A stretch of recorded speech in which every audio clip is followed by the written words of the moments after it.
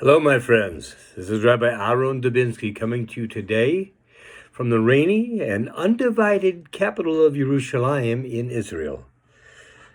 Today we talk about something that it comes up in this week's Torah portion, but we're going to take it to an extreme and on a tangent. We talked this week about teruma, the money that people are basically compelled to give. The gold, the silver, the hides, everything else. But where are they giving it? To who are they giving it? Are other people getting it? No, they're giving it to Hashem. It's to make the sanctuary beautiful. For who? For all the people. So who are they giving for?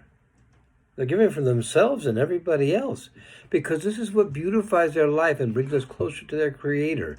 This is one of the things that's very important. It helps to elevate us.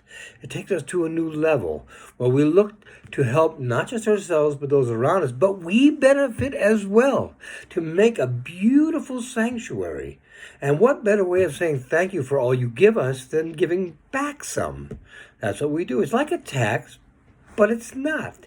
It comes back to us in a very tangible way. And this is what we want to keep doing. We want to make sure that we bring back all that Hashem has given us, and we say thank you. Thank you for everything you put into our life. Thank you so much. Because we need to be close to Hashem. Why? Well, for one thing, He created us. He gave us all the rules to live by. He gave us our lives every day. He recreates the entire universe. Not a small feat every day. When you wake up every day, you woke up because of Him. When you could see today, you could see because of Him. When you could hear today, you could hear because of Hashem and because of the gracious goodness that He gives to you and every one of us. So the question is, how important is this? And do we really need it? Well, for those of you who have been anywhere near any kind of news for the past couple of months, you know there's a thing out there now called coronavirus. Now, let's just for a second put that aside and say, well, yeah, that's something we're going to have to deal with. But even more than that, the Mississippi River's flooding like it's never flooded before. We're having earthquakes. We're having volcanoes. We're having sicknesses. You know, we are so concerned with the coronavirus that most people are not even aware of the fact that this year, in the United States alone, there have been over 180,000 cases of hospitalization for, hold on, wait for it, the flu. The flu. There have been 18,000 deaths from the flu, some of which are children. The flu. Does anybody listening to this ever think to themselves, the flu, oh my gosh, you know, something could happen. I could perish from this. Now, 100 years ago, yes. 100 years ago, yes. Today, nobody thinks much about it. But look at that. All these people have died from influenza. So all these things are going on in the world right now. The world is churning. We're told before Mashiach comes that this is going to happen. That there's going to be craziness. The world will be turned inside out, upside down. Who knew that people would ever vote that it's okay to not only abort your children, but if they're born alive, to kill them? Yet in a lot of states in the United States, you can do this. It's a crazy world we live in. Who thought anybody in a capitalistic country like the U.S., where it's created so many millions and so much opulence and so much of the way of good things in life, that anybody in their right mind would ask for a communist government? And yet you have thousands, maybe millions of people supporting this. Most of them are children. Well, not children in the traditional sense of the word. They're in their 20s. Kind of gives you an idea of what kind of a job we've done in raising these children. If this is their view. So the system that has provided for them everything they want, their new iPhones, their computers, all the things, their earbuds, everything that they need to have, or they think they need to have in their lives, it's provided for them. But they want to vote for communism because communism gives them free stuff. As we've spoken about, there is no such thing as free stuff. Somebody pays for everything. So somebody has to pay for this. It's like a person who lives in a very expensive, in New York City, for example, where rents are extremely high. And there comes what people have asked for, a very big tax on the people who own expensive properties. So that gets passed. All of a sudden, the person who is paying $2,000 a month is now paying $3,000 a month, and they can't understand why. Why can't you understand why? You really think the guy that's going to have to pay it is going to take it?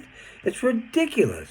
Also, they talk about taxing the 1%. What nobody tells you is the 1%, it doesn't have that much. If you tax them for everything they've got that's excess and not required to support them within a year and a half, that would all be gone. Then what do you do? Because there's no 1% anymore. They're going to be much lower level 1%. Plus, I know this sounds crazy, but you believe it that people who have become very wealthy in life, whether they inherited it or they made it on their own, are not stupid? Do you know what they'll do if something like this happens? They will take their money and they will go elsewhere. They'll go to the Caymans. They'll go to Switzerland. They'll go someplace where you can't touch their money. Then there'll be nobody there for you to get that money from, except for the ones who are already telling you that you need to be doing this. So the whole thing is ridiculous, yet it's the reality that we live through today. Is Mashiach coming soon? You can pretty much bet that he is, because this is ridiculous. It's all ridiculous. So let's go back to the coronavirus for a moment. The coronavirus has started in China. Nobody knows exactly how, but there are suspicions it may have started in a laboratory.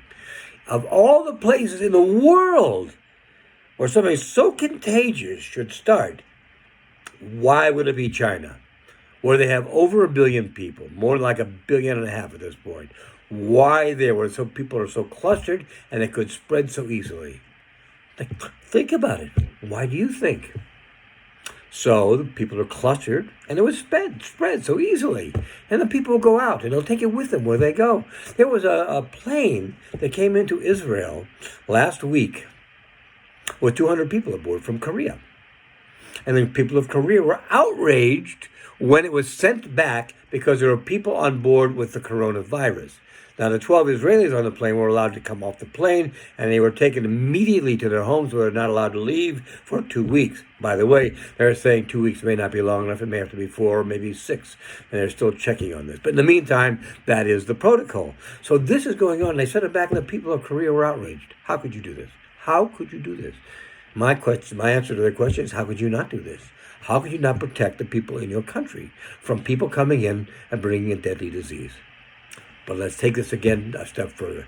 What do we do about this disease?